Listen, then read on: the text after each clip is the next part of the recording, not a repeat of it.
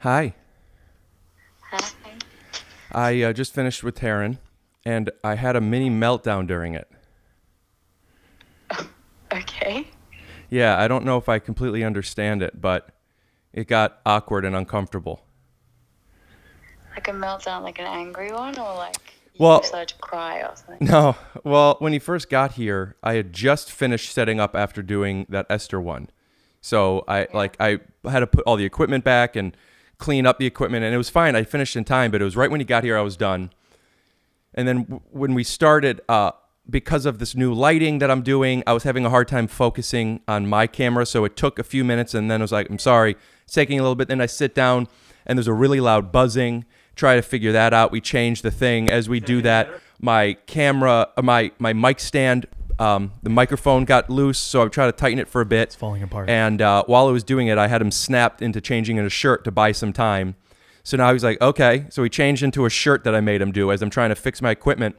And then I couldn't. So then I had to go and get a new mic arm. And he's back.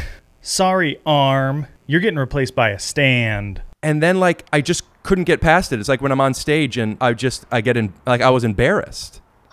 And I couldn't, and I can't stop talking about something when I feel a certain way. And he's like, it's fine, we could just move on. And I'm like, no. Is there any funny bits? Yeah, there's some funny bits. He's awesome. I'm embarrassed. And I as soon as he left, I had to call you. Well, we played a game of Magic at the end, and it just, we shouldn't have. Why? You got competitive? No, because he didn't want to be here.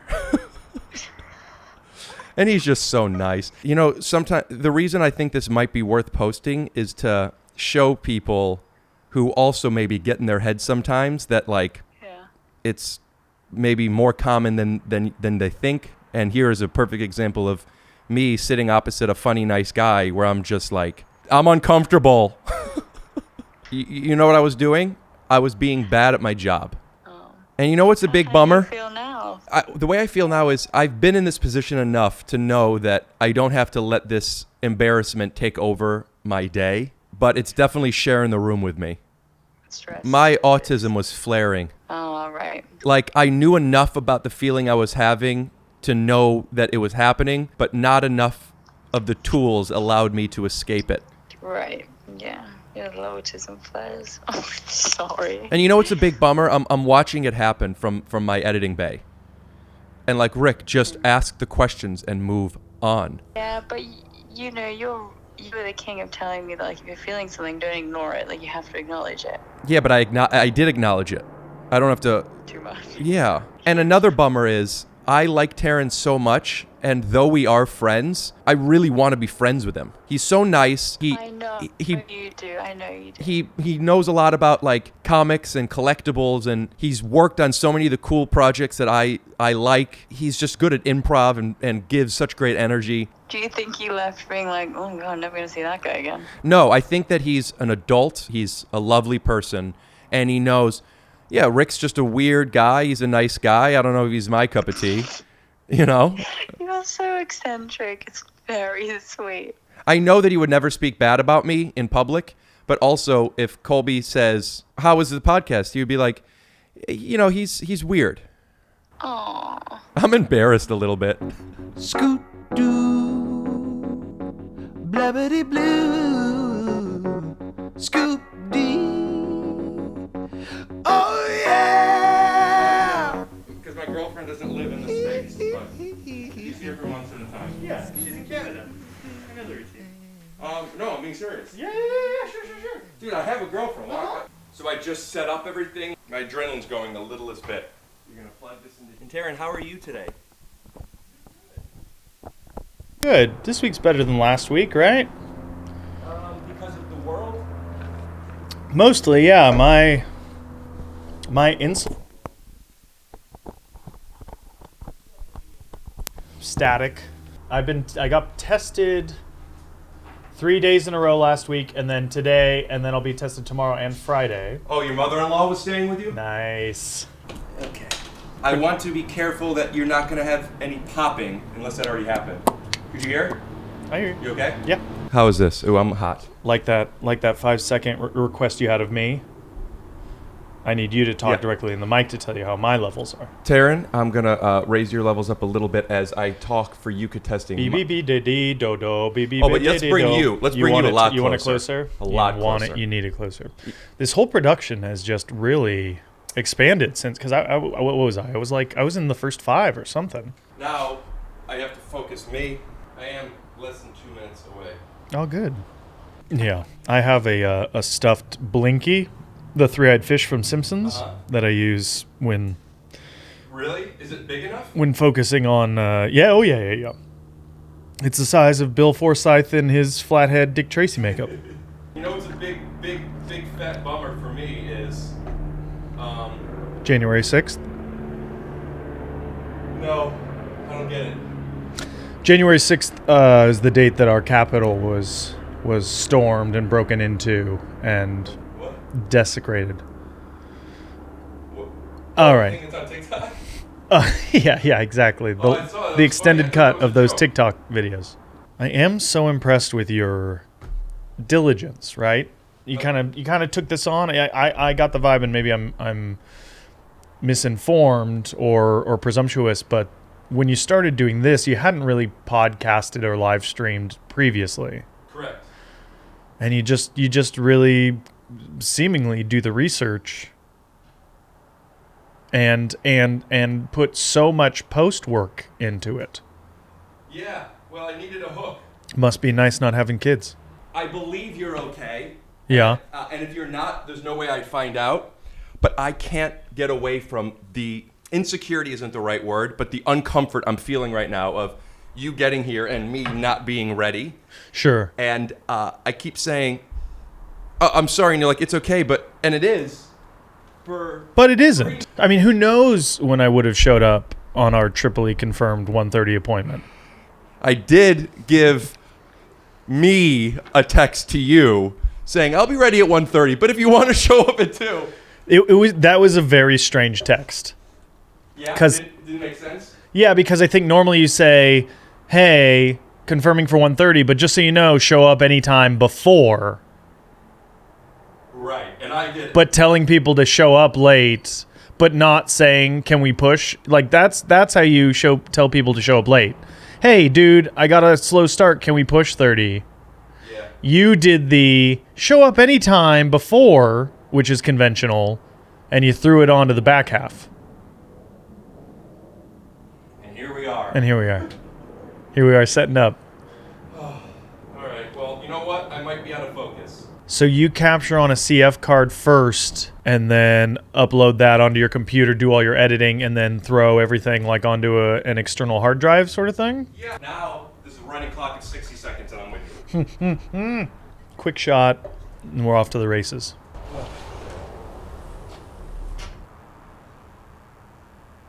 Oh, this was supposed to be recording.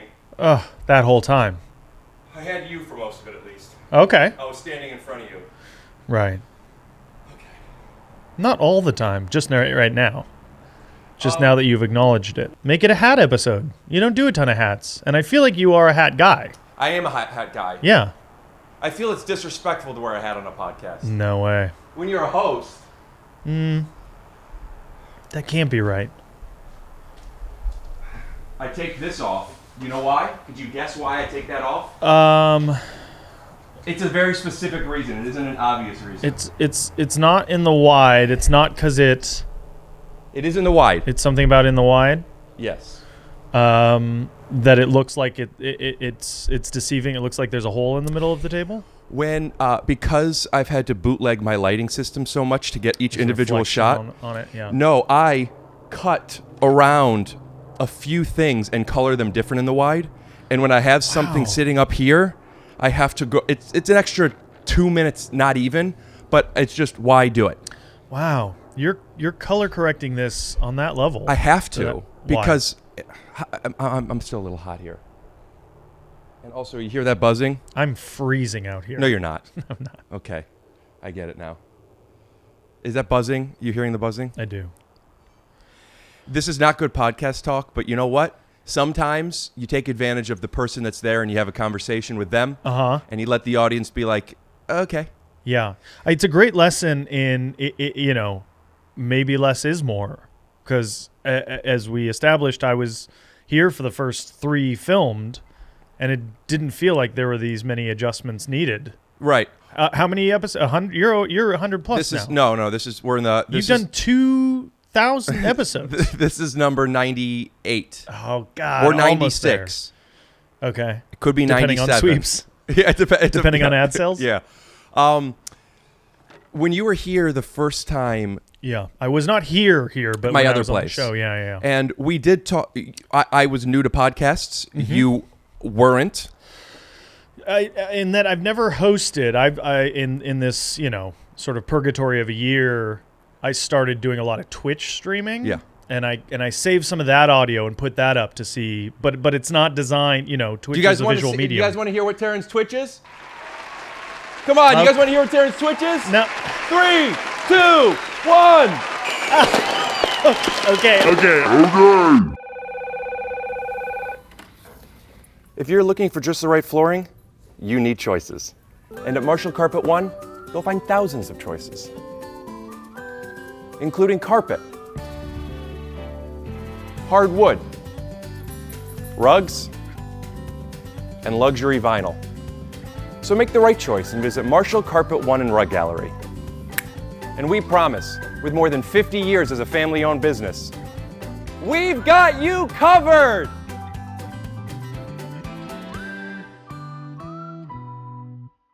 And we're back.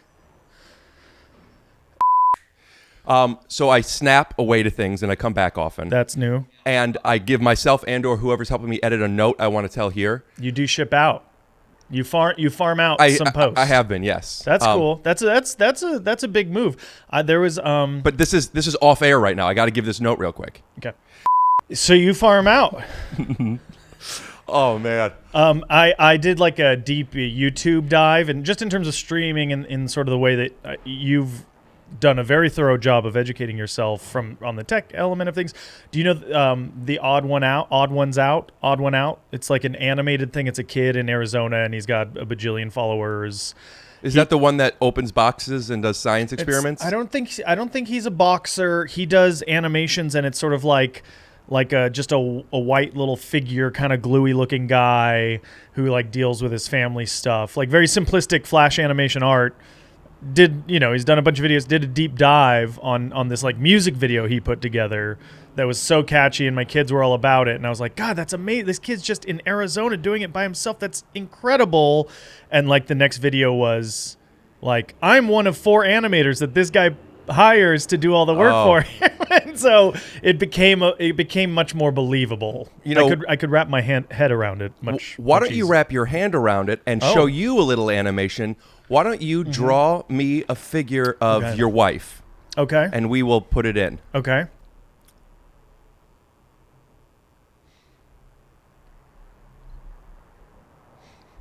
Started with the mouth, shoulders.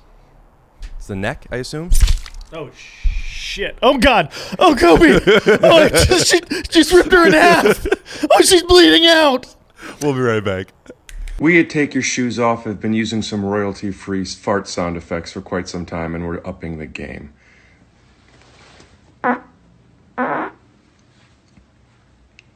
If you could film a fart, go to my website, submit the fart. We're looking for unique, special farts. I'm not a casting director, and I'm not making any promises, but you could get on television. Go to rickglassman.com, click on the top, submit a fart.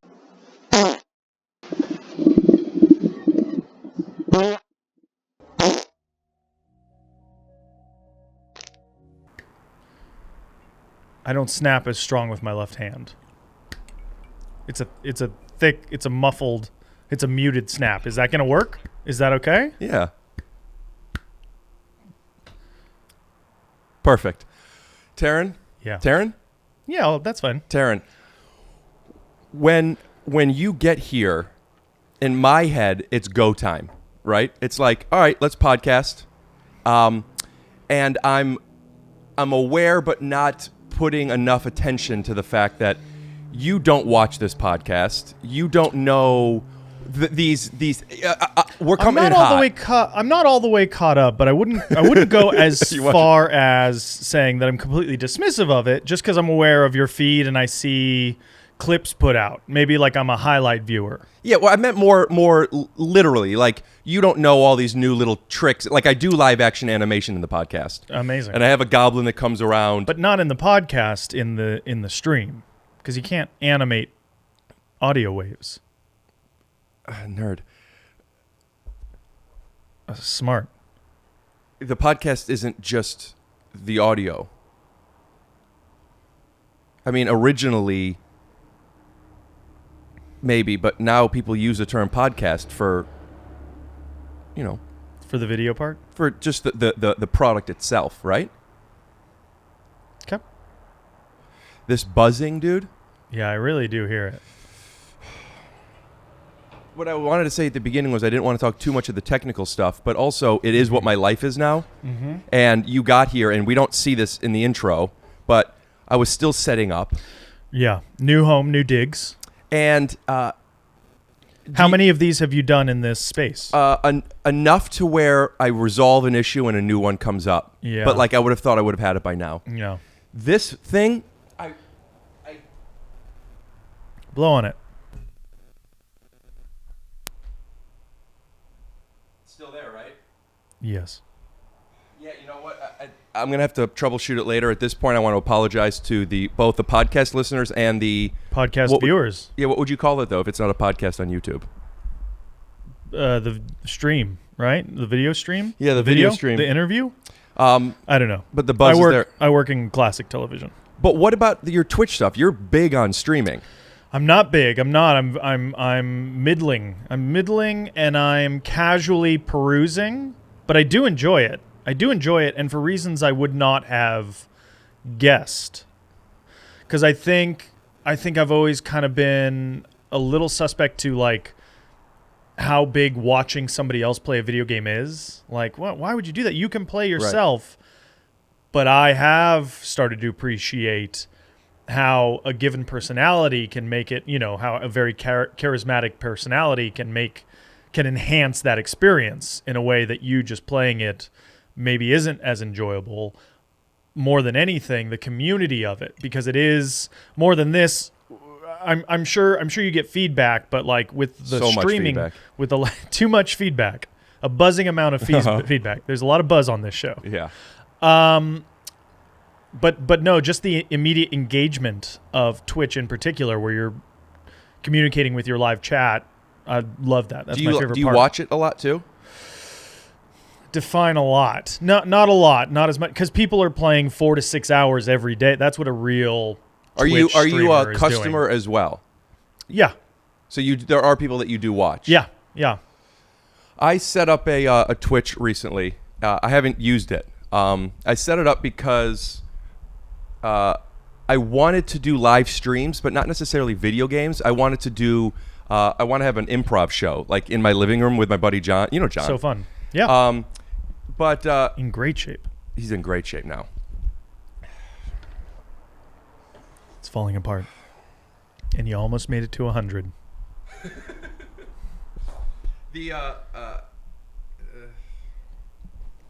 That's the wrong side. Do you want me to try to focus this camera now while you do that? Can I communicate with your artist? All right. When he puts that up to his mouth, we're going to do an animation. And just go to town. If only. And we're back. If only I. New righty tighty lefty loosey? No righty tighty lefty loosey. Animate me wearing a righty tighty lefty loosey shirt. Put in some silly sound effects until I get this thing figured out. Ugh. You like When he this? puts the microphone up to his mouth, animate the microphone ejaculating the righty tighty lefty loosey font onto his shirt and have it drip down onto the floor. Oh. And we're back. All right, do me a favor. If I'm going to be wearing this cum-filled shirt, I need you to wear one too. Would you? Yeah, sure. All right, Oh, hold on.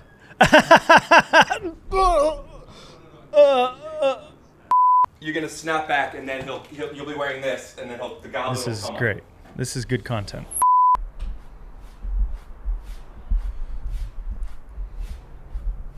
Hello? Hi. Ladies and gentlemen, Taran Killam. Ugh. Hey, man. Hey, Rick. How's it going, dude? Happy to be here. Yeah, thanks. Yeah. Happy to see you. Happy to have you. You know, last time you were here, we never ended up getting to the bit of the Goblin coming on your chest. So I was wondering Sure. if you wouldn't mind if we invited him over? I was hoping you'd ask. Barry? Hey, buddy. Please. Ah. Well, good thing I had my shoes off. I saw you searching for a catchphrase. I was also searching for one of whatever my camera was. I don't think they have this many cameras at Television City. Now that we have gotten started and the equipment's working, they're filming Transformers in the background. Yep. You know, Adam Devine was on, and it was loud, and he made a Transformers joke. And I'm sure that's what my sense of memory pulled from. I wasn't thinking that at the time, but I did get insecure that I'm stealing somebody's improv, so I had to acknowledge that. If Transformer jokes weren't hacky enough, what's hackier than a Transformer joke? Hacking a Transformer joke. I guess by adding in bed to the end of it. That mean in bed. I don't want to call Adam hacky because I love Adam. I've known Adam for a very long time. We'll cut to a clip. Paramount.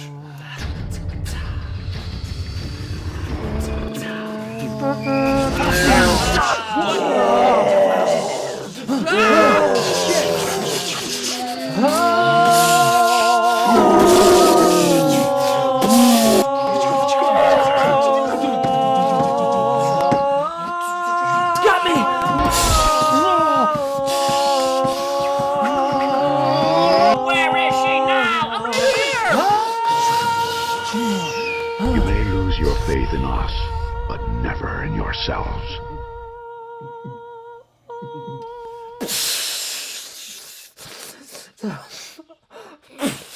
Do you have any clip of you and him, like, when you were kids together? I think I'm sure somewhere because we met at Groundlings in the writing lab class, which was like the third level when we did it. So I bet I have a DVD in some closet that actually has footage of our writing lab show. Is that before you did? Writing lab is different than the regular performance. It goes, yeah.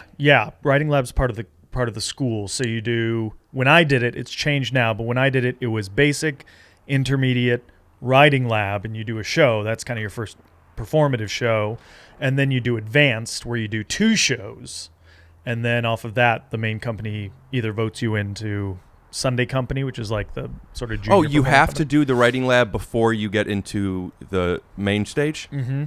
That's cool. Yeah. It's kind of like making sure that you wait tables before you manage a restaurant. Yeah. You continued going. Adam stopped. Yeah. Foolishly. I think it was a mistake on the part of the faculty. What do you mean? Oh, because they didn't allow him to graduate. I don't think he got moved up after writing lab, which was silly because he was clearly one of the funniest in the class. Yeah. I met Adam coincidentally. I never know when to use which. Whom to use when. I'm speaking to somebody like you or you and me, you or me. But I met Adam at UCB improv. So he must have not graduated from Groundlings. He may have been doing them concurrently. I think it was one than the other. Because Okay. he came into UCB and was like, what did this guy go to Groundlings? Oh, He was good. yeah, always. And then he did the Transformers bit. Also, it's Transformers war behind me right now. I feel myself, Taran, calming down. This is one I see it. Do you? Because that's a joke cadence. You have your legs crossed, And you think that means calm? and you'd been bowed for most of the morning, and then they were released, and now they're on top. Yeah, interesting observation. Maybe that is it.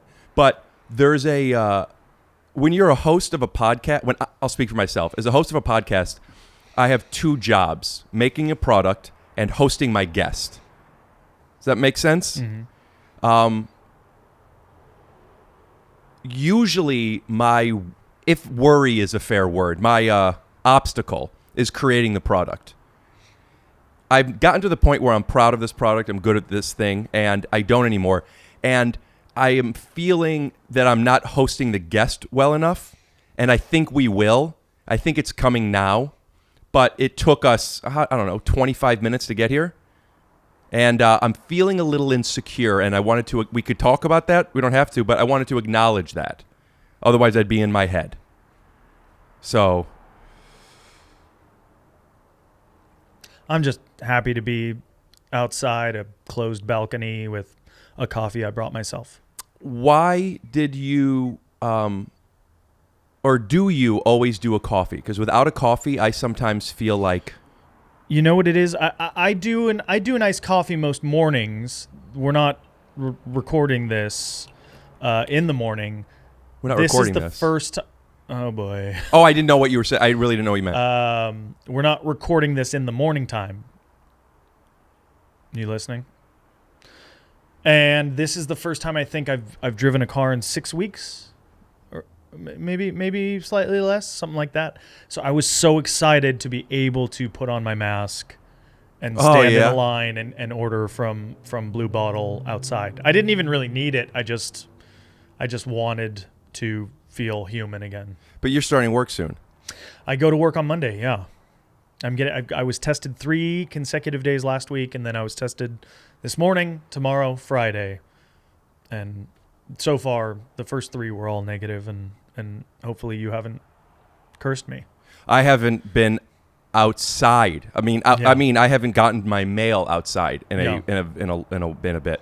Oh, I did. I feel comfortable. I actually did. I left to record a podcast a few days ago. Okay. But that was the only time I've been out. Where does a celebrity get his or her COVID tests? I'll have to ask one. They come to your house. They came straight to your door. Up the nose? Mm-hmm. Is that expensive? Does the show pay for it? Show's covering it right now. We've done a few in the last year. I would say maybe like one a month. I was getting tested regularly from Curative. I don't even know if I should be talking about this. Do you know about this? It was a big LA thing. It was when people say they get tested at the Dodger Stadium. This was this company. Oh, okay. You've heard about this? No, I didn't know that was the name of the company. I've heard of Dodger Stadium. But you heard efficient. what happened about these tests? No. It's not hearsay because I read about it in more than one place, but it's still like I don't even remember where I read about it. But I was trying to get tested when I was at home in Cleveland for Thanksgiving. I flew back. Arms are tired. I am here trying to get tested. Couldn't get tested. And then I found out that this place the tests didn't work, and it was founded by a 25-year-old with no medical background. That LA decided we'll take on this one, and LA paid for all of the tests that weren't covered by insurance at $65 million, and all of it was fake. Wow. And now here I am. That's the only place I know we could get tested. I just won't leave the house. For the exception of one podcast in a month, I won't leave. Concierge MD, that's who we've used. I'm feeling low energy now, man. Yeah. I'm sorry. I don't know how it can I help you? When you have to do have you ever been on SNL when you didn't feel like it? I don't know. No. The process of the show is too galvanizing. It's too you're just on adrenaline. I've done the show, or I've done sketches where I've been mad about other things. Yeah. Or distracted by real life stuff, but was never like a come on, do it, because it's such an energetic. Is that even just the space is just very energetic, and there's the live band, and there's people, and yeah. There's a lot that goes on. I mean, much more than an XLR cable not doing. There's a lot that's going on, but you're not on the production side of it when you're there. Correct. No, but I do think about that sometimes, of just like setting up a Blu-ray player, and like this cord goes to that, and then the internet goes to this thing. And you walk into Studio 8H into the control booth, and they just have boards of you know, they can control everything and tons of wires and how does, but those are all experts, right? They all have their field of speciality. You're trying to spin all the plates, which I think is very impressive. There's since starting this podcast, and I used to film sketches and I've done stuff, but this podcast in particular, where I have deadlines every week and I have to have something come out, I have such a new appreciation for all. I mean, I don't know if this is like a bad thing to say, like I didn't have the perspective before, but such an appreciation of how hard and important all these 1,000 roles are. Yeah. And how much I want that. Mm-hmm. You know, Sure. I start filming a show, one that I was auditioning for when you came on last time, and now we just got a start date yesterday. Yeah, that's in awesome. March. I auditioned at 34. It'll come out when I'm 37. But I'm just excited to go on set and ask people questions about podcast stuff. Like I have so many technical questions, as you could see, of still trying to figure shit out, and I'll have access. But I actually really like that question. I want to ask you more about it because I was and I was feeling like I'm not hosting and I'm feeling insecure. And then you've done so many things and you've had to do them, the live aspect of it. I really want to find some type of advice from you or experience from you of, here's an easier way to word it. Last time you were here, I asked you to sing your King George song, and there was no. I told a couple people about that. There's a tool you have that you could just turn it on. Is that a fair observation? Sure. Do you think of it as turning it on? No. It's just always this. It's just about commitment, but it's also about being committed and present to whatever it is you're doing. Mm-hmm. Being interviewed on your show as a guest that has that sort of performative element, and you bring it up and knowing like no, come on, the false humility of like it doesn't feel right, like that's that would be harder to me to go, nah, I don't feel like doing it. But so I think from that sense, it is just part of who I am, of like, yeah, I'm here and I'm doing a show and we're creating some form of entertainment, and I've been asked to do an entertaining thing, do it and commit to it. So you're saying to feign that I don't want to because you do want to, or because it doesn't matter? Because there's some form of hypocrisy and like, I'll be on your show, I'll let you focus 3 cameras on me, I'll wear your headset and I'll speak into your mic, but I'm not going to do this cool thing that I have already accomplished and participated in that people might like to see. My mom wants me to play the piano whenever I come home. Wonderful. Yes. I love playing the piano. I love making my mom happy. Sometimes when there's company, she asks me to do it. Yeah. And I do now because I think the same way I do when my mom wants to post a horrible picture of me. It's like, who gives a it's for her, who cares? Mm-hmm. But I don't want to. Okay. And when I don't want to, I do feel embarrassed when I do something when I don't want to. I feel embarrassed. Mm-hmm. Versus, hey guys, watch this. That's familiar to my youth. Like that's certainly familiar. Being younger and being put on the spot or feeling. I don't know if that's because I certainly have insecurities, absolutely. But maybe I've just at this point, I don't know. That moment for you, I remember you saying when you asked me to sing and I did, that you were impressed by it. I forget who you mentioned. You'd had somebody from Wicked, I think, right?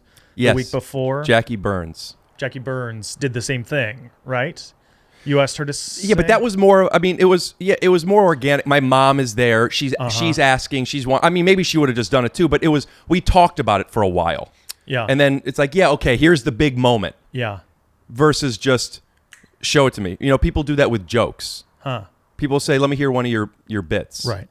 And it's hard to turn it on.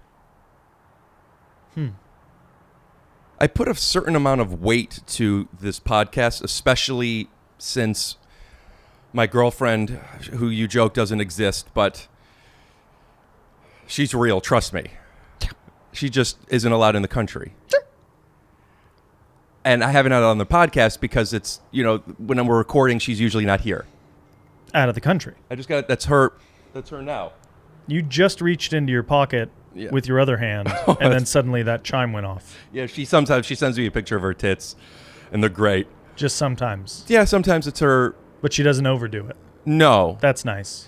I told her that tits are like analogies, so she got it. But the podcast is my product, is my creative outlet. It's also the only time I connect with people. Mm-hmm. And I don't ever want to waste that opportunity. And I've just been sad. Is this okay? This is okay, right? Of course. I've just been sad, and I asked you to come over and do this, and I got very excited because you are one of the funniest people in the world. And it's very generous of you. Incidentally, it's very generous of you. Your comedy is a very giving, generous comedy. And with everything that happened here, and I also know that you're not supposed to. Steve Martin said, never let the audience know you're bombing. I don't feel it's necessarily a bombing, but it's that same math of like, I don't want to keep I was even thinking when I mentioned the buzzing of the thing, don't tell the audience. If they didn't notice it, they won't. Yeah. And it just feels like, unless I completely cut the beginning of this out, the energy, I'm projecting it. I don't know. And now I'm just feeling sad. So the feeling sad is just in today, just in this experience, not in your life? No. Yeah, I thought you were referring to... No, I've been so sad and just crying. Yeah. But at stuff. Mm-hmm. But it's, I'm watching, The West Wing for the first time, and I'm crying. And there's good moments. I'm just crying at certain moments that are crazy, but crying at. The point I say is I look so forward to these things, especially with somebody who's, like, I know I could have a goblin come on your chest, and it won't be a problem. And I don't know. And now I just...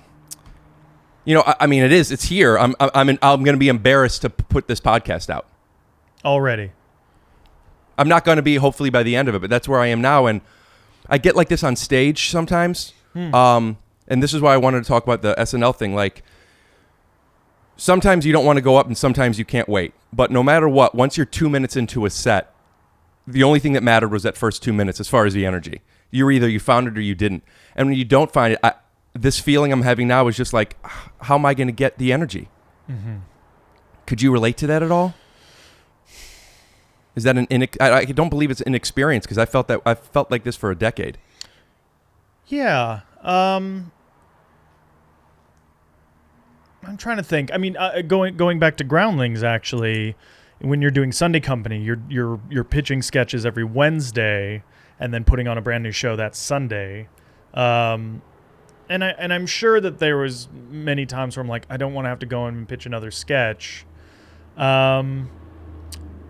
Relating that to this, I don't know. I think part of the identity from the little I have viewed of this show, this series, this podcast, so much of the charm is the fumbling.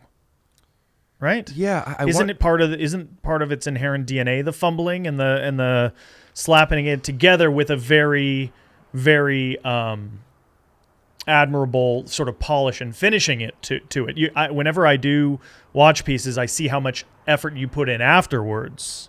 If life could be edited, life could be edited. Life could be edited. Edited. Yeah, sure. And it sounds like just dime store analysis. It sounds like where you struggle and where you get into this funk is not enough time in the preparation. That's fair. I disagree, and I think I figured while you're saying, I think I know what it is, because I am prepared. I have a list of questions. Should we even get to them that I haven't yet, because I've been breaking stuff and talking about it. Here's what I think it is. The feeling of you coming over feels like such a big favor. And I don't just mean you because of you, but also like you have kids, you're married, you haven't left the house in 6 weeks. I'm now, I kind of felt it before, but I feel a sense of pressure of the hosting thing where like starting off and not being, I guess it's that, not being prepared, right? Starting off, I just felt like, I felt like I'm sorry. That's what it is. I felt like I'm sorry. And I think that's okay. I forgive you. Yeah, thanks. I think it started before. I think it's starting again. We'll trim a lot of this down, but I'm starting to feel a little bit that's what it is. I'm sorry that you came over and I wasn't, yeah, you're right. I wasn't prepared literally for it. And that's okay, right? It's cool. I do want, speaking of getting into questions and you being a family man, I would love to ask you right when we get back. One comedian, a Hollywood star, and a minor meltdown on a podcast. Watch the Patreon episode about it. Join our Patreon for special guest David Sullivan, who gets the inside scoop on the episode. I just did a podcast, the Taran Killam one. Okay. This is a Rick Glassman issue that happened while Taran was here. It could have happened, I don't know about with anybody, but it could have happened with most people. Well, if you were there, then it could have happened with anybody. He got here, and I had an adrenaline rush. I was already like, I don't want to be late, and I set everything up, and everything isn't going the way I wanted it to be, and I'm just like not in a creative space. And your energy was off the whole time. What could he have said to make you feel like it actually wasn't a big deal and that it actually was fine? There's nothing that he can do then. Because basically, it seems like you're obsessing over these little things that don't really matter. Right. And it's not helping you, and it's making him like, oh, well, I said it's fine, but he's still obsessing about it. Like, well, what am I supposed to do? All right. You guys, if you're just tuning in, the first part of this, I almost had a breakdown, but I didn't. But here we are. We're back with Taran Killam from Twitch. Taran, how you feeling today? I feel great. Feel lucky to be here. Feel appreciative. Feel high energy, ready to turn it on and send it home. Will you get, in case we didn't show the first one, get cummed on one more time to kind of bring us in? Well, I mean, I don't know. I'm not Rick. Taran? Sure. Taran, there's a gag that I do. I don't know if I call it a gag, more a device, where I ask the guest, whenever we say a name, to make sure they know the name by doing it 3 times. You say the name. You wonder, is that the right name? Mm-hmm. And then you sure it is the right name. Does that make sense from that instruction? Taran. Perfect. We'll get to that later. You were a voice on Simpsons. Yeah. Would you tell me how that happened? Yes. Christine Nangle, who was a writer on SNL when I was there and probably my favorite person to write with. She's on The Simpsons? She then got a job, as a writer, staff writer, and consulting producer now, I think, on Simpsons. And they were doing an Avengers-themed episode. And I think I just happened to, they were like, oh, I don't know if they just couldn't get Hemsworth or Evans or whatever. But there was a sort of Chris amalgamation character in it. And Nangle was like, Taran would be great. Taran could do this. Taran's awesome. So she pitched me for it. And I think part of the reason I maybe came up in her brain was that Cobie, my wife, is in several of those Avengers films. So Cobie actually got to do a voice on it as well, playing another character. Like it sort of snowballed from there, where she said, well, Taran Killam could do it. And they're like, Taran Killam, oh, right, his wife's the thing. Oh, we should get them both. And so we got to do that together. Cobie and I have weird... we haven't really sought out to work together very often. They gave me, when I was doing free sketch in West Hollywood, they gave me this bit part on How I Met Your Mother. What does free sketch mean? I didn't get paid for any of the sketch performance work I did at Groundlings. So in that time, they're like, hey, come play a recurring role on How I Met Your Mother, which is very nice. And then other than that, we haven't sought it out, but we keep having these very serendipitous occasions where we get to do these incredible experiences together. One of which was we were going to fly to Vancouver for Christmas, and then I got called to do Arrested Development, which is one of our favorite shows. And I was like, honey, I'm so sorry. Can we delay seeing your family for the holiday so I can do this? And she was very understanding. And then that afternoon, they called her in to do a part with me, just separately, which was amazing. And then doing The Simpsons together. And then speaking of Hamilton, when I was doing that, she also made her Broadway debut within months. I started in January. Her show started in March. She did Noel Coward's Present Laughter with Kevin Kline. So there was like a 4 to 5 week overlap where we were both doing Broadway shows together. It was such a great chapter in life. So you got Simpsons first. Yeah. And then she got on it. I mean, both with Arrested Development and Simpsons, I got the offer first. Maybe she's pulling strings behind the scenes to protect my fragile ego and go like, good offer to him. Is it an offer without doing anything? Like, because I know Allison Jones did Arrested Development. Yes. So I think how that came about is I went in for What We Do in the Shadows. Did you for end this up doing TV it? series? No, I didn't get it. Such a good show. I've not watched it. Very good. It's the thing. I haven't seen much of the American Office in that I love the British one so much, and the 2 episodes that I gave it here, they didn't hook me with freshness enough. And the same with What We Do in the Shadows. Both series, I've been told so many times by people I respect, it's great. So I watched it recently. I had Kyle Newacek on, who directed a few of them. Yeah. And I watched it because I hadn't seen the show, and I was planning on just watching 1 or 2 so I get an idea of what it was, and I watched the whole season. Yeah, I hear it's awesome. Also, I'm not going to then, but The American Office is the only show. It's the only comedy that's a 10 out of 10 writing and performance. Wow. Everyone will tell you, I'm sure, and if you haven't yet, you're not going to, but David Finn, who you know David, right? He's a British guy from Undateable. Okay. Anyway, I don't remember if he came to Bill's house when we were there once. He's British and obviously loves Gervais, and the British Office is what the British Office is to those people. Mm-hmm. And for years during Undateable, I'm telling him about blah, blah, blah, blah, blah. And last year, he finally watched it and he said, you were right. And he said that it's better than the British one. Wow. Who cares? They're Sure. both great. It's the greatest comedy of all time. Wow. So I guess I am going to sell you on it. Great. That being said, the Simpsons is not an offer. I mean, it's not an audition for you. No. Why do some people have to audition for voices when they know their voice, and some people get an offer? I don't know because there's things that I have been asked to audition for that I go like, yeah, you know. Is that an ego thing or is that a strategy thing? It's a time thing, I think. I think it's, setting up for this, like getting in the closet and putting over the thing, and also like,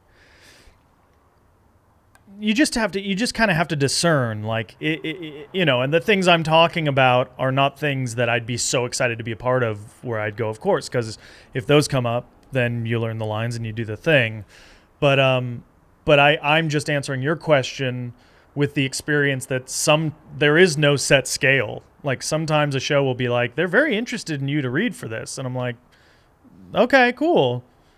But Simpsons, which is a very big deal and maybe the most important prime time comedy in my life, just said, come hang out and do that. So that kind of set a bar for me where I go like, yes, the output to input kind of trade of energy and experience was very valuable there. And for this, new comedy about a trailer park or whatever, like, did you have okay. What was the most recent show that you had to audition for?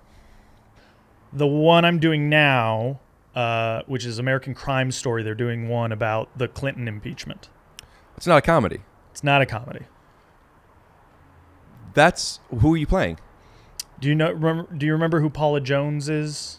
I know the name, but I believe she was a coach of something, so no. So Paula Jones was sort of the first one to go public with a sexual harassment case against Clinton. She was in Arkansas. She was an intern there. There was some sort of convention at the hotel where she was at, and Clinton invited her up to his hotel room through his state troopers, and then she came forward 3 years later saying like he sexually harassed me, and he presented himself to me and asked me to kiss it. What's the audition scene? So I play her. I play her husband. The audition scene was like the 2 kind of big scenes that they have in the first episode. When you audition for something like that, you've done enough stuff though that's not comedy, I guess. But is there still an instinct for you that like, how do I make this funny? And how do I make this interesting if I can't make it funny? Not funny. I mean, like with that one, I just wanted to do a decent job because it was people that I really respect. You know, it's Ryan Murphy's show, and then Nina Jacobson and Brad Falchuk, his producing Brad Simpson, his producing partner, and then Sarah Burgess is writing all the scripts, and I had seen a couple of her plays in New York and really respect her quite a bit. So it's that thing where you go like, okay, this is worth doing the work, just because I've been auditioning on and off with big gaps in between since I was like 5 or 6 years old. So I've done a lot of auditions, and I've really just sort of calibrated for myself. Oh yeah, I have. You get a feeling. I bet you have the same thing. You get a feeling, or you go like, yeah, I'm right for this, and I would do a good job, and the likelihood of me getting this is actually probably higher than usual, as opposed to there's no fucking way I'm going to get that, and also I'm not that excited about it, and so that's a pass. On a much smaller scale, I had an audition for Planet Oat milk spokesperson. Oh, great! And it's over Zoom, so it's like a live audition on a tape. Sure. And they're looking for a certain personality, so make it your own. Which great. I'll be great at the thing I do, and if they like it, great. And I just felt hilarious, and I just crushed it. I got a call back. I'm doing this audition, and I do it the way I did before. And in a similar feeling to I had at the beginning of this, there's something, the world is what it is, and I am the way I am, and I just was just not wanting. I'm not there. Mm-hmm. Also, it was that audition was the first and the callback the second time I put on pants since January, and I've never experienced this before. I literally. Not tight. I couldn't button them. I've never had that experience. Yeah. So I put on the only pair of pants that would fit is this tweed suit that I have. So I made a choice of wearing a 3-piece tweed British-looking suit. Yes. The choice was so I could wear pants. Yeah. So now I'm making this big grandiose choice without feeling the funny in it. It's just now I have to put on a suit again. And they gave me a note that I understood it. So I can't say I didn't get it. I understood. I just couldn't do it. I don't know why. It was a simple note. It was just, I felt, when he said it, I understand. I'm going to, let me try this. I couldn't do it. And I said to him in the thing, I just think maybe this commercial is not in my wheelhouse. I don't know if you're supposed to admit that. It's not for me. I can't do this. That anecdote just made me, sometimes it's in the pocket, sometimes it's not. Yeah. And when you can't do something, when I can't do something, as if I could do everything, but when I realize I can't do something, I get really mad at myself until I realize that it's okay. Is that a corny statement? Does that make sense? Yeah, totally. I mean, I'm curious about it in that, we don't know each other very well, but pretty casually and kind of, I think, have a vibe for each other's sort of backstory. And you seem like you've always been a competitor, right? And that energy of I didn't accomplish my goal, I'm getting mad at myself, feels true to a competitor, but in a very helpful way, not in a detrimental way. Like, the meme that Jordan saying, I took it very personally, that I wonder if you can get back in touch with or reconnect to when you can't do something, you get mad at yourself and then push harder until you can. Yeah, I think there's pros and cons. I think if it gets in the way, there's a while we're on basketball memes, I don't remember what it was, and I'm not even paraphrasing, but the idea of this was a Kobe Bryant. Sure. Where he says this is not it, but basically he's not mad about going 0 for 30. He'd be mad about going 0 for 7 because that means he was too scared to take an 8th shot. Something like that. Does that make sense? Yeah. That makes sense because Kobe's so great. But what about the guy who, no, stop shooting. You're not hitting. Mm-hmm. So that works when you do well. My problem is I'm having a fair amount of realizations during this experience with you that maybe we'll talk about. But one of them is I don't ever want it to affect my performance. It's okay afterwards to get and think about how do I get stronger in these places. But when I was doing that audition with him, I had a similar feeling that I had in the first quarter, first third, depends on how this edits out, which is like, I can't be present now because I'm sitting in this I am stuck moment, as opposed to either accepting it or whatever it might be. Yeah. Does that make sense? Well, yeah, I mean, I watched it just in that, like, in the first 30, 40-ish minutes of this, I felt I was trying to go, like, it's cool, and move forward, and you would bring it back. It wasn't that it was happening, it's that you were making it happen. What's the by difference? Going back. Because if you don't make it go back, then it's not happening anymore. So the realization that I was having is, so I'm in and out. At this point, I've talked about autism. I still don't love it. Because it opens up a conversation with people that sometimes I don't want to have, which is me being a spokesperson for this thing. There are certain times when I experience things that recalling this diagnosis and some of the things I've learned about it, and when I say it, I more mean me with this experience as opposed to autism in general. One of them is difficulty adapting in some situations, and being hyper-focused on things. And those things are analogous many times. And when I'm talking to you about this thing, it's all that exists in the world. Yeah. And I can't get away. I'm careful. I don't want to blame this or say it's because of autism, but just learning the psychology at the least.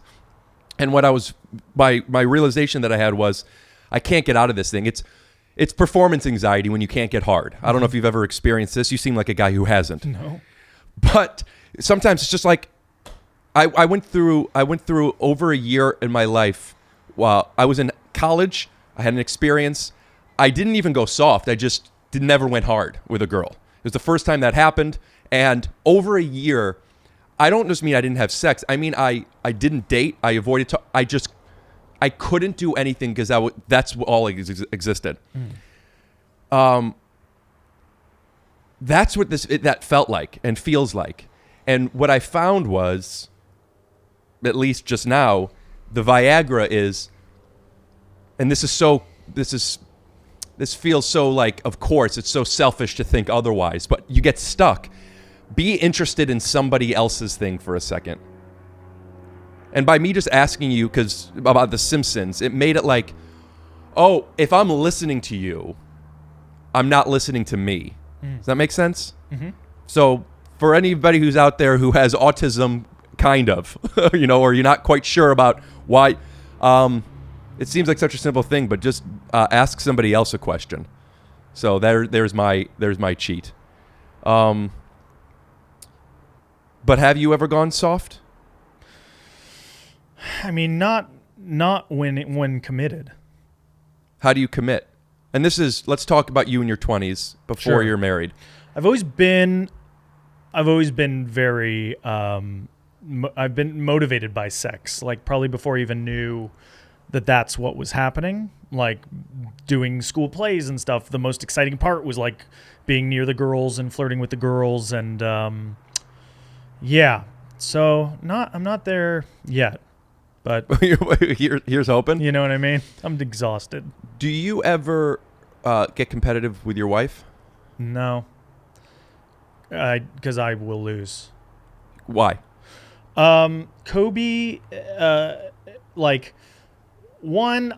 was able to let go fairly early on of the concept of show business or performing or any sort of endeavor in the arts as a competitive thing. That's not like award shows, like I roll my eyes at, because I understand like the significance of them, because we are in this big PR machine. It's our whole business is built upon ad sales. It's built upon companies that make things, that have money, that want to put them out into the world, investing in content that people are going to watch and people are going to talk about, and people are going to, it'll become part of the public conversation.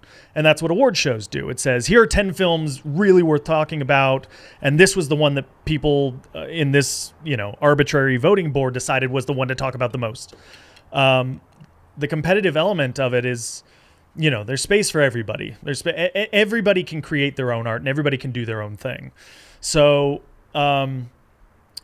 just inherently that concept doesn't make sense. Then Cobie, aside from being the most beautiful woman I know, aside from being, I think, just a very talented actress and performer, she's also just the most selfless, giving person. Like that is impressed me. So I'm constantly kind of in awe of her. And a big part of our dynamic and our relationship, just for me personally, is that I respect her and I want to be a little more like her.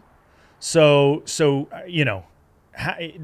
try to be competitive with the thing you want to be feels like a self-defeating concept. Do you want to impress her? All the time.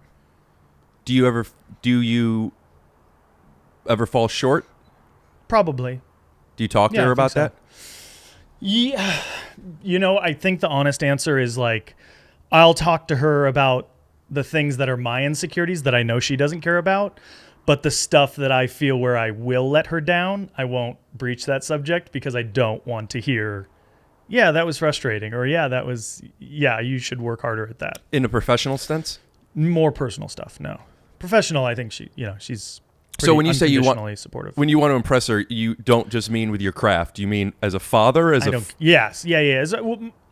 As a father, I have a lot of confidence in myself as a father. I actively make that the priority on a daily basis. I think just more as a partner, as an equal shares partner in this journey of life. I never want her. I always want her to feel that I'm at least matching her. Would you give me an example of one of those insecurities? Sure, like things that are important to her, household chores. She'll go 5 days doing everybody's fucking laundry. And then I'll get the panic and the fear, and then I'll do one, and I'll be like, right, that's feel. But I also just like don't care. It's not important to me, but I know it's important to her. And where I get to is the insecurity just needs to take over, and then I'll go like, I'm gonna do the load now. I don't understand where the insecurity is about you being able to. If I go to her and be like, hey, do you feel like you're doing a lot more work in this house than me? She'll go like, of course. So is that if at the root of it, is that insecurity about you being an equal partner? Yeah. She is Dax, Shepard, and Kristen Bell, and you and Cobie are the only celebrity, actor, whatever, how you want to call it, couples that I know. Dax often talks about his insecurities that he has of, like, Kristen is the star. And, like, when he was starting his podcast even, he talks about how, people are doing this because of Kristen, or they want, I don't remember the examples necessarily, but he said many times that, like, Kristen, and it doesn't seem like he has any envy of her. It more feels like you guys want to be friends with me because I'm married to Kristen type of thing. I understand that. I understand what he means. I feel like if I were married to somebody who was in the public eye, it would be like it would make me feel cooler. Is that, I almost want to acknowledge something to Betty. I think there's something who exists. Who exists. I do, though, for example, what I mean by that is for the same reason I feel cool when I'm friends with Blake Griffin. And like, if I'm somewhere and people see Blake Griffin come up to me and talk to me, yes, it's like, see, I'm cool. That's what I mean by that. I think there's something. I think that's very familiar, and there's something to that in our relationship.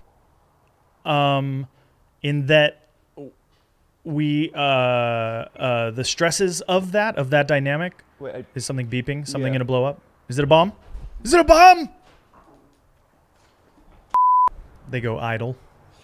Yeah, because I had to hack them to shoot 4K. They're not meant to. Oh. So some whatever. And I hear a click. Anyway, got it. Could you continue what you were saying? I think the pressures of that are alleviated, and I would be lying if I didn't say that, like, her professional accomplishments which are very impressive, add to my respect for her. And I know that like, and probably the confidence that both of us have, and that it's a, you know, it alleviates maybe what you're hinting at some sort of competitive thing, but also like Cobie and I's relationship, the professional stuff does like that is very separate. We don't want to be known publicly as a couple. We understand that we are, and we try to navigate that graciously, but we have no interest in being a famous couple. We both share the priority of, we want to do good work, and we want to do work that people we respects, and that speaks to people, and that affects people, and that then gives us opportunities to do more work that we're excited about. We're very motivated to pursue that. Neither of us seeks out the status, the fame element of it, and I think both of us intentionally move away from that wherever we're given the choice. Be it this function, show up. It's like, I'm okay. If it's something I worked on and there's a reason for me being there, great. But that being said, like, of course I'm proud of the work that she's done, and does that take on from some of your identity at all? Like, that's my wife. Yeah. When I up until Betty, actually, who exists, my girlfriends, for the most part, for the past 7-8 years, I had 3 girlfriends. I never wanted them to come to my stand-up shows. In fact, they didn't. They came to maybe 1 or 2 a year, right? Because their opinions matter so much, and also I would have to imagine they're with me. They probably think I'm pretty good. But when I go up on stage, I need to. It seems counterintuitive, but in a way to have the audience connect with me, I need to disconnect from them at first to allow me to not have that thing that happened with you happen to me on a live show. There needs to be no stakes. I need to be alone. When you're alone, it doesn't matter if you're naked. I need to feel alone. And when there's a girlfriend, especially when you set a precedent and they haven't seen me for 4 months, so now there's more. So when could they come? I just know me. I'm now performing for this person, and that's never going to work. And I put so much weight on the opinion of my partner, in a way, not that I made it important, in a way that I was manipulating it. I was controlling, only see these sides of me. I don't have that anymore, because I made a point not to, and I had her come see me do a show, and luckily my first show went well, and I felt like she saw me at least shine once. Was that ever something with you and your wife at the beginning? Do you ever connect to that? No, it just has more. I would say that honestly, the opposite. I wish there was long stretches where when I got SNL, Cobie was still working on How I Met Your Mother, and we had a child, and so she had the child out here and was working at her job that at that point, 6 seasons in or whatever. And I wanted her around more. I was like, because SNL, as much as it's a job and a TV show, it's an experience, and show night is when everybody comes and gathers, and there's as much of a show behind the scenes as there is on camera, and people milling about. And I would say that, like, in my 6 years on that show, Cobie maybe came to a dozen, something like that. So I wanted her around more. And the insecurities about Cobie and I met through an actor friend, and the first time she saw me was filming a pilot for Bill Lawrence, was filming this weird high concept hybrid multicam single cam pilot, and she was there for the live tape portion of it, and I was very Why'd she come to that? Because the co-lead with me was friends with her from Vancouver. So her introduction to me and part of her flirtation with me was I really saw you do such a great job, and you were so confident. I was so taken by your confidence and your ability. Each take, you would like find something new, So that kind of set a baseline. And then like I filmed that pilot. We went on our first date, and she's like, "Hey, just so you know, today was the table read for a pilot I did called How I Met Your Mother. So I'm going to be busy this week." And I'm like, "Oh, well, good luck with that." Is that joke you're making that you're confident you're already filming something and now was this our first Our big whole thing? Dynamic is her going, "You were so great." And then I got one too. And I'm like, "Well, no, kid, I'm sure it'll be fantastic." 9 years later. And we definitely had that moment. It was like, I remember it. And this is just such a testament to her character. But Bill was like, "We're going to get the call. It's going to be great. They're going to call us. Stay by your phone. They'll probably fly out Friday, maybe Saturday if they want to keep it a surprise or whatever." And just like kept waiting and waiting and waiting and waiting and waiting. And as I'm waiting for this call, she gets a call. She goes to another room. She comes back. But she's just with me. Like she's just present with me. And we go to the beach. And she's like, "Let's do something to get you out of your head." And we sit on the beach.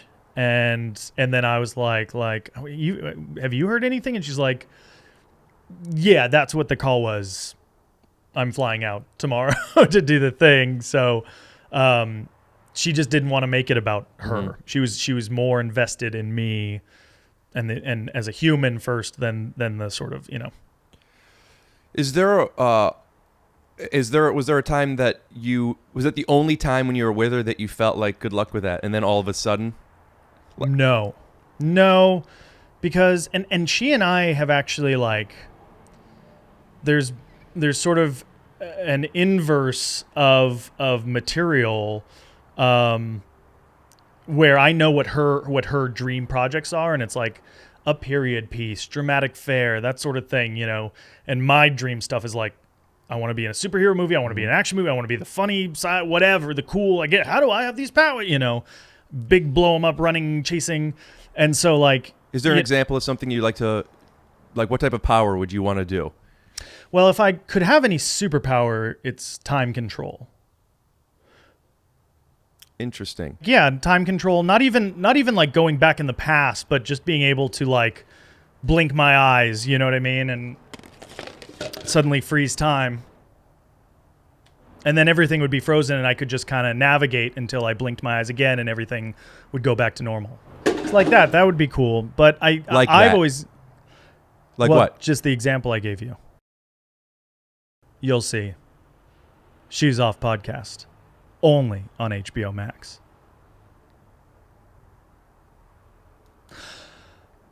But like, so I got to do something like 12 Years a Slave, which was it felt like a fluke. It was like, here's an audition and we'll see for this, awards caliber film. And I got to do that. And then she's like, "Yeah, I'm auditioning for this Avengers thing." And I freaked out and lost my mind, and she got to do that. And so we're able to share, and we're able to kind of like have these vicarious experiences with each other from a professional standpoint. Like, because of my relationship with her, I got to walk around the bridge of the helicarrier and see like Sam Jackson as Nick Fury with the eye patch, and then flip it up to, sip his coffee in between takes or whatever. I've had these really cool experiences, and then inversely too with some of the things that I've gotten to do. You were saying because she wants to be doing period pieces, you want to be doing literally what she, yeah. We kind of flip flop sometimes. I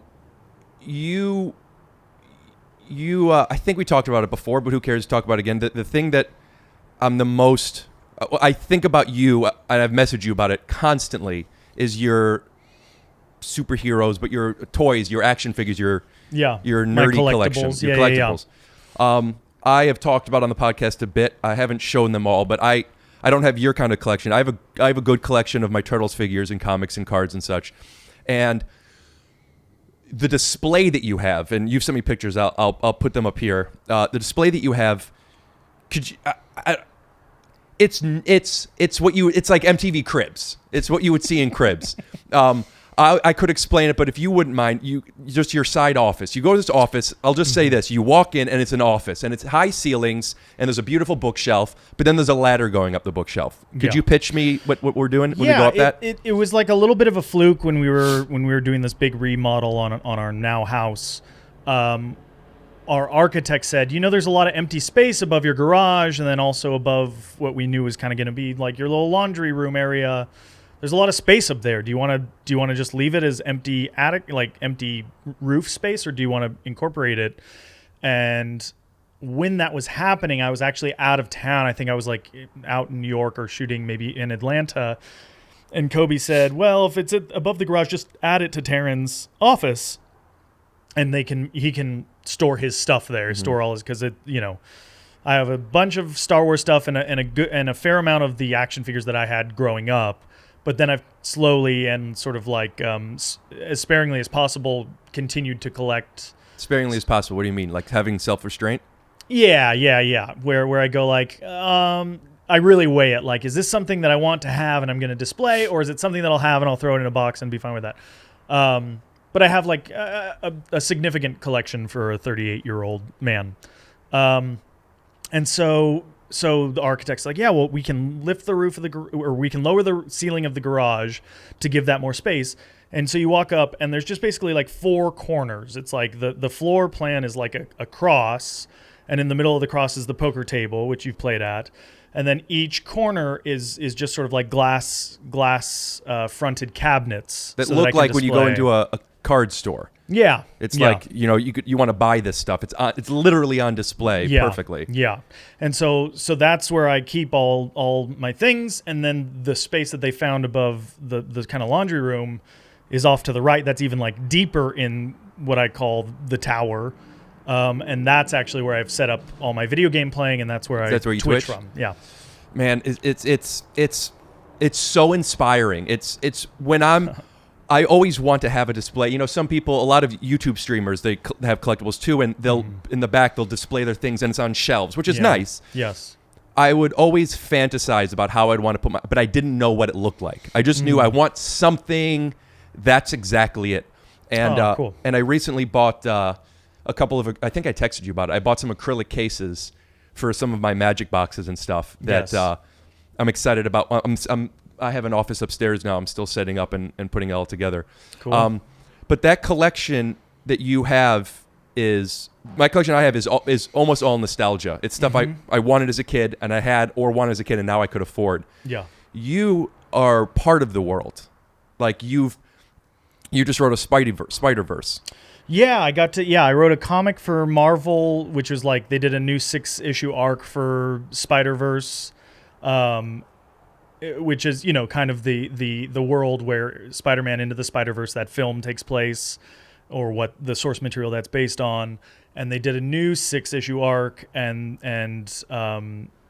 this guy Nick Lowe, who I met in New York doing a tour through the Marvel Comics offices out there that Cobie arranged through her connection with the Avengers.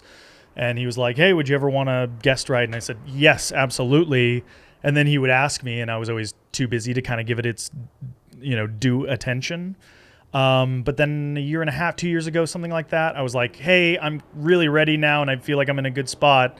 So he let me, he offered me to write a single issue out of the 6-issue arc from the point of view of like cowboy Spider-Man. And it was so fun, and it went well, and I think he and his Marvel cohorts were happy and excited. And I'd started work on this I think it was either 3 or 4 issue arc. They just did this big sort of event called Empire, which is, these sort of like plant-based life forms from an alien world come, and all plant life on Earth starts destroying organic living things that have consumed them. And so I got to do a 4-issue arc of Spider-Man, of like regular Spider-Man, Peter Parker, which was so cool to me. You don't have any experience writing comics before this, right? Just reading them? Reading, and then I created and then co-wrote with my friend Mark Andreyko a comic idea of mine, a 6-issue series called The Illegitimates. Was it published? Yeah. Do you have these things on display?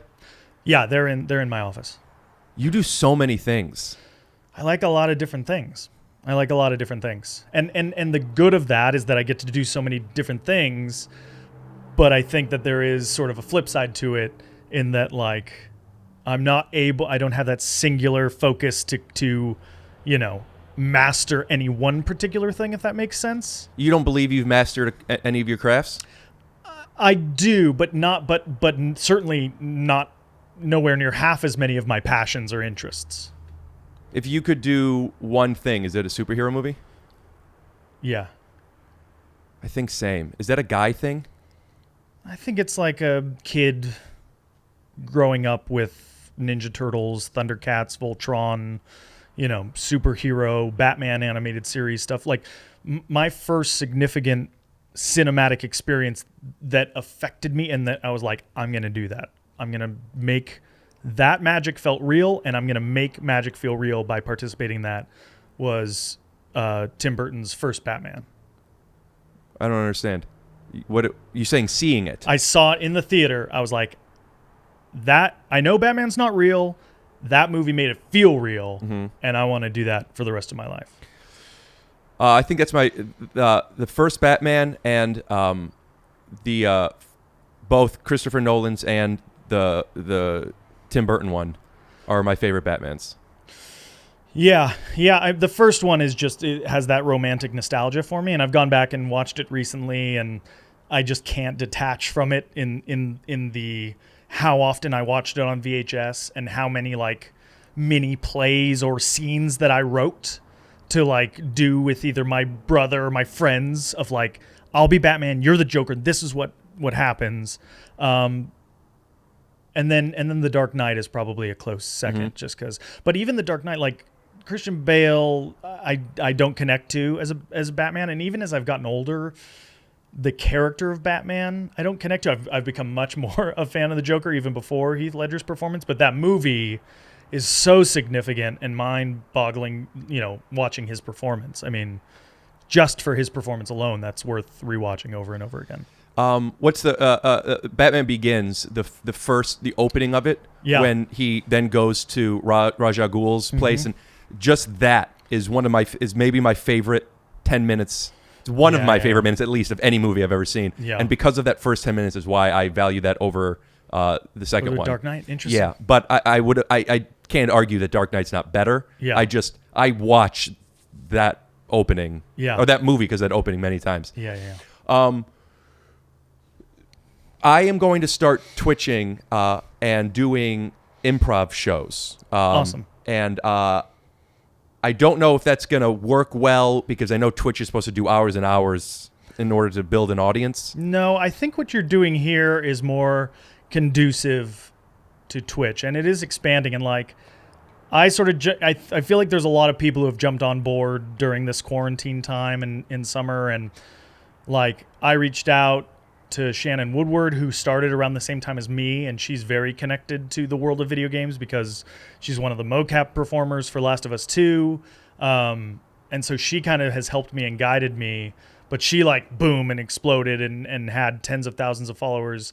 I'm like crawling on the floor. Like me, Paul Scheer's doing a really good job actually. He's doing more of the stuff that you're talking about. He does live shows with Hubel, and they're so funny and fun to see, and he's sort of folding in his podcasting experience of how did this get made and stuff like that into the Twitch format. That's Paul's is some of the stuff I watch the most because it feels familiar. I have to look it to up. Live shows and like seeing UCB shows or Groundling shows that I used to love going to. I'm trying to learn the technical side of it. I just found out about the Blackmagic Atom Pro. I don't know, Mini. I don't know if you know about just the switchers and the ways of having multicam. Like the deck. Yeah.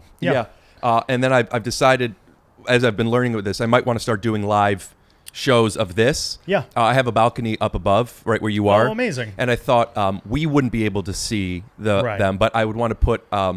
you could put a monitor and you could just put the either the feed or... That's what I would do. The stream would be delayed, so you'd want to put the actual feed. But we would also be able to hear. I wanted to put a live band up there and have them score this. And it wouldn't be a variety show as much because it's still a podcast. Yeah. But then you could also have people like doing questioning and blah, blah, blah, blah. Yeah. So I want to do one of those. But also with the improv aspect of it, of using the audience for suggestions. And I would probably have the device of bad improv I would try as hard as I can. I just would be admitting that, like, I haven't done this in a decade, and I want to relearn how to do improv, and let's try to do this in this new medium.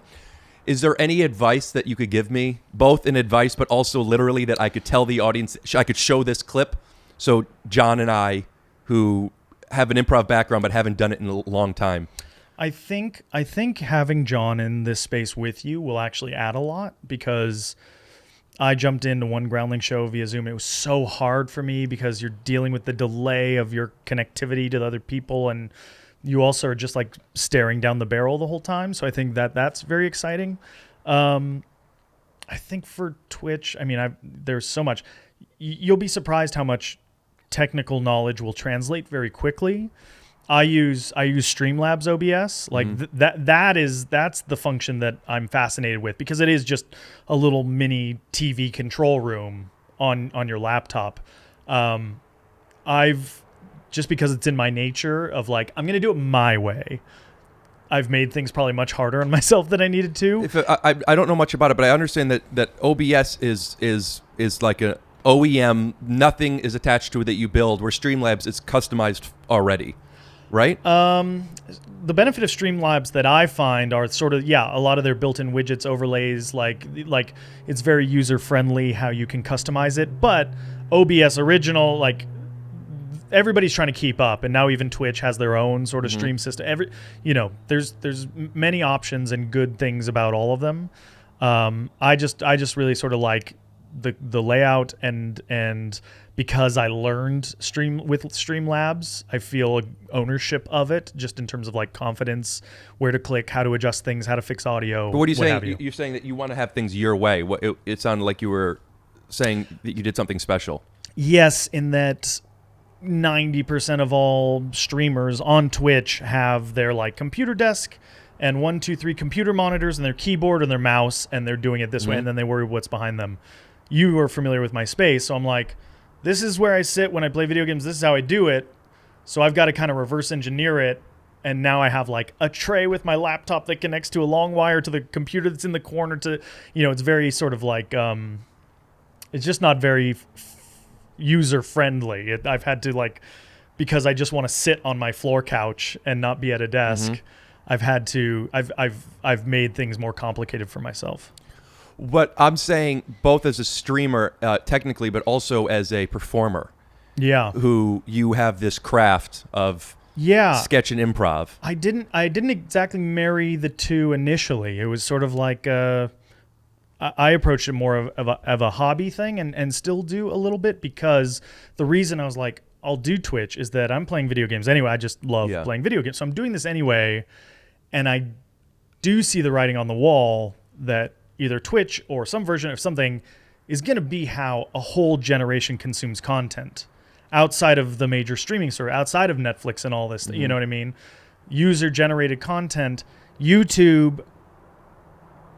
I now have a better appreciation for like YouTube streamers and YouTube content generators now than before I started Twitch, because I was dismissive of YouTube only in the sense of like, not it's stupid, but it's just too much. Like, YouTube's just everything. If it's ever been footage, if it's like they took E-Bomb's World, they took home movies, funniest home videos. I saw that YouTube is the next to Google. It's the biggest just search engine. When people are searching stuff, it's just on YouTube. Yeah, of course, because they have the how-to video connected there, and if you're doing it through Google, it does it anyway. My refrigerator broke. I don't have much refrigerator fixing experience. I watched a video on YouTube, and I think I learned how to fix a refrigerator. Yeah. So I opened up the fridge. I looked at what the board was. I found it online. I bought it, and I made a fixing refrigerator YouTube video as a joke. Hey, welcome to Fixing Fridges with Rick Glassman. I'm Rick Glassman, and today we're going to repair the control board on an LG fridge. Follow me.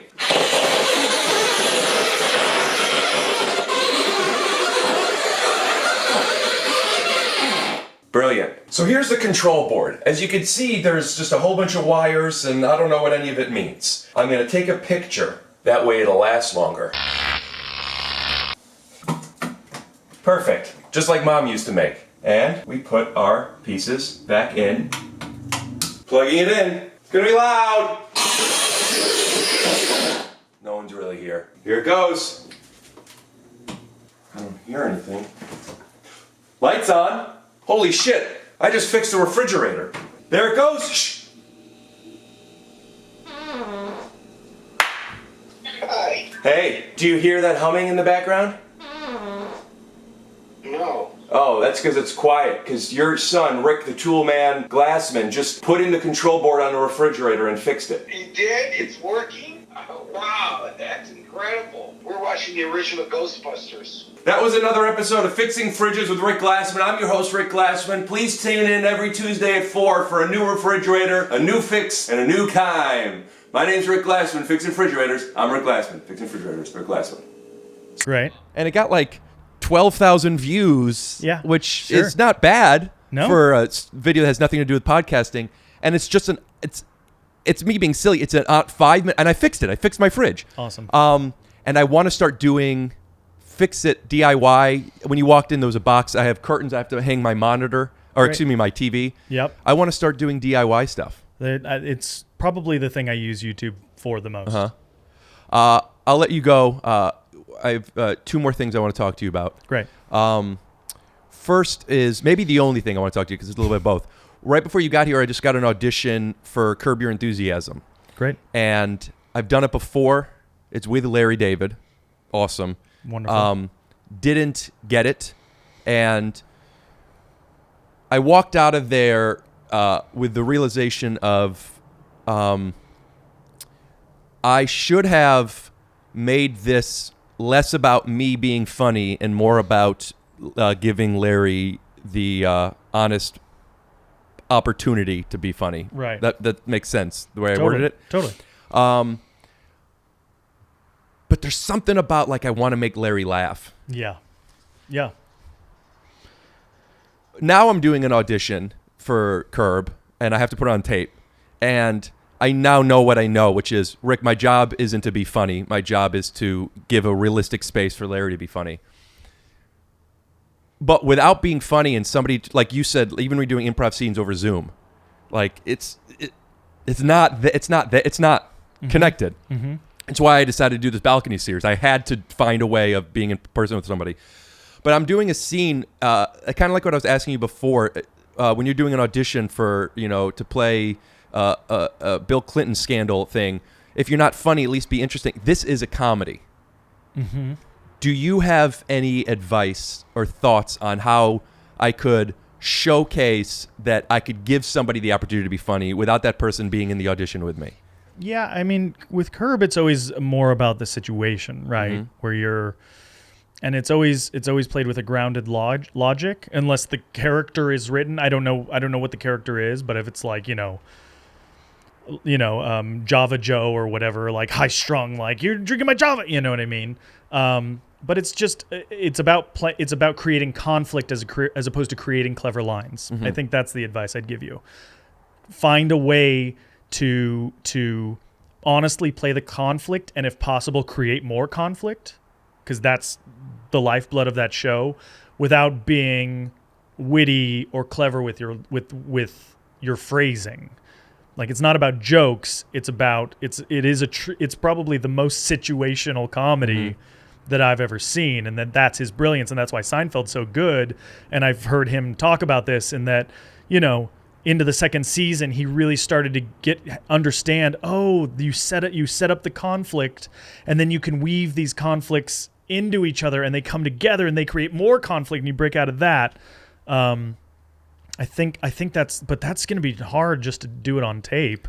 Do you have somebody read for you off camera? How does that work? I'll have to. I'll have to probably put my dad on the phone next to where I'm recording. Right. What about when you're creating conflict? It's like improv 101 that you don't want to just be fighting and yelling at somebody. You want it to be grounded, but also... Well, you just don't want to be denying, right? Mm-hmm. And that's very different. I did a movie once, and I don't want to say the name of the person just because I became friendly with them. So I don't want this to feel like I'm shit talking them, but it was humorous to me at the time and frustrating as well. And in the scene, I'm getting married, and this person crashes the wedding, right? And my character's truth and the conflict is he's trying to get him out of there, right? Like, that's the whole point. As scripted, it's like he ignores him, he turns away, he pushes, like that is, and he's got to make him go away. And this actor improvised this thing where he crashes the first dance and he brings in beers and a camera and he like does a selfie, all that's fine, right? To like do a if I'm there, I'm just like this guy, because in the movie he like has a secret about me that I don't want getting out. But one scene he comes in and he goes, "Here, will you hold my beers?" And I go, "No." And I go, "No, get out of here," something like that, which is a denial to that action, but not a denial to the scene. Mm-hmm. And he got so mad. He's like, hey, will you hold these? I was like, "No, get out of here." And he's like, "Great, thanks for playing along." And he goes off and they call cut and he goes, "Never Thanks deny." for playing along in character? Yeah. No, he was broken. He was saying that as I'm saying himself instead of, yes, yeah, that's what I meant. Great. Thanks for playing along. And they go cut and he goes, "Never deny. And I was just like, "Oh, sorry, man. Yeah, okay, sorry."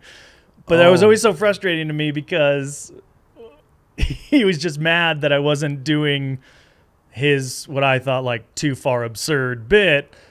But that's the difference of like a denial of him like, "Hold these beers." I'm not going, "These aren't beers. This tastes like root beer," and taking this in a different direction. I'm playing the reality and the intention of the scene. So creating conflict, it's always about following things to its logic conclusion, and you as a clever person will be able, I don't know what the scene is, but if it's that he's trying to return a loaf of bread and he already removed the ends. I feel like I'm not allowed to talk about it. Sure. Let's say like he's trying to he removed the end pieces and he's like, nobody wants the end pieces anyway, and he wants to return the bread. It's a good loaf of bread. And you're like, "Sir, you can't do that." It's about, what is the value of those end pieces? Like, this is not a full bread. They don't bake these half chopped. If they'd done it, they would have baked it with chopping the ends off before they baked it. You're removing, you don't remove a piece of you're removing the ends of a child, basically. A baker that we're not going to be using it. Right. Yeah. It's just about, as opposed to being like, I don't know, you're the bread man. What, you got one free sandwich out of this. What do you should be paying me, like bringing it on to you. Yeah. It's about exploring the conflict of why this is an issue and leaning into it and how that creates more issue, how he's inconveniencing somebody else even. His actions are creating more problems. And I feel like that's where that show flourishes, but that's just my take on it. I did a video that I recorded a few years ago. I don't know if you ever saw it. I posted on Instagram, and my mom is upset that my cousin Danny, who's over, took a pop from the fridge, but didn't replenish with a warm one. Oh, sure. You didn't see this video. I'm going to send it to you. Somebody posted it on Reddit last week, and it went nuts. And I'm my Discord channel. People are like, "The video, blah blah blah blah. You should post it on TikTok." I didn't have a TikTok. I set up a TikTok. I posted it. I think 4 days ago now. It's up to 2.6 million views. It just went fucking nuts. I have like 30,000 TikTok followers now. I've never used the app. I'm going to start using it for clips and stuff. Yeah. But all the comments are, I want to send it to you because this is Curb Your Enthusiasm. It's hilarious. I want to send it to you, and I'll probably put it up here too in case people haven't seen it. Replenish! You're supposed to take the warm ones and fill it up after you finish. You didn't have one today. When did I finish? Oh, I saw you have a soda pop today. I had one yesterday. I had a million yesterday. You had a million but yesterday? I definitely might. You're supposed to replenish. You take the and refill you didn't the replenish, refrigerator. I can't believe it. I never had anything after you've been here. Oh, fuck! If I taught you anything, I taught you to replenish. Seriously, look. Refrigerator, everything. In the basement. And if you went downstairs in the basement and got a soda, what was the fucking rule? You'd replenish. Okay. Well, what the fuck? Danny doesn't fucking replenish. No, listen. I think it's a microcosm of more serious things. But, I'm fucking done. I'm serious. I'm so pissed off. Well, I see why it's so popular on TikTok. Oh, when we cut to that video, I spent almost 5 minutes talking to Taran about some of like the confusions and the shame and the feelings that I had that I wasn't obvious to me. But then Taran said, "Rick, the narrative could have easily have been, we got past this thing and you brought it up." I'm like, "Yeah, I wanted to talk about it." And I wasn't planning on it, but just that cutback too was after 5 minutes of awkward conversation that I'm going to admit that had. Taran, thank you for coming over. Thanks for having me, dude. You brought a deck of Magic. Yes. And this podcast went on for a bit, so I took a lot of your time. I also don't know how we would play through the window. I've thought about it too, and I even had like some like tacky, you know, like little like to put on tacky, to put it here and play there. That I wonder if it glue dots. I wonder if you'd be willing to try for logistic purposes, it where I just come up to the floor there, because I haven't played in probably 2 years. Yeah, and content aside, I'm not sure if or how or where I would put this. You're here with this. Are you down to try to see if it could work? I'm at 8 now. 6 now. Great. Untapped. Great. And tap 4. I can exile that thing that you just put in with Final Death, right? Can't be targeted by black spell. Got it. I'll lose 6 points. Why? I have to go. 1, 2, 3, 4, 5. Well, I'm curious how people received this episode, and though I don't think I'm wrong about my feelings, perhaps it'll come off. Perhaps people watching it could be a little kinder to me than I am. I know you'll tell me the truth, but I'm sure it's just very endearing. Everyone has felt like that, unless you're a sociopath. Everyone's gone. I was really harping on about it. Embarrass myself in front of someone. You say sometimes you trip, and this time you fell flat on your face, and that's okay. You know, I've gotten used to being uncomfortable, so much so that I often thrive in it. But there are certain types of vulnerability and embarrassment that feels very adolescent to me. And when I tap back into it, I regress into this kid who just doesn't have the tools. And that happened to me in this episode. And I'm a little embarrassed about it with my relationship with Taran, because we don't know each other that well. But I do feel it's worth posting as a podcast, because here is an example of me getting thrown based on circumstance and it taking a significant amount of time to get back into it. And even then, I felt upset that the opening started as bad as it did. Hello, Take Your Shoes Off fans. Robert Downey Jr. here. So, look, there's lots of things going on in the world. There's a pandemic, COVID. Obviously, that's crazy. Wear your mask, don't wear your mask, whatever. Just watch Chocolat on DVD. That's a Johnny Depp movie, not my movie, but if you buy it in a bundle at Walmart, you can usually find some sort of Iron Man film attached, whatever, TMI, YOLO, fuck it. So, one comedian, a Hollywood star, and a minor meltdown, been there before on a podcast, no judgment.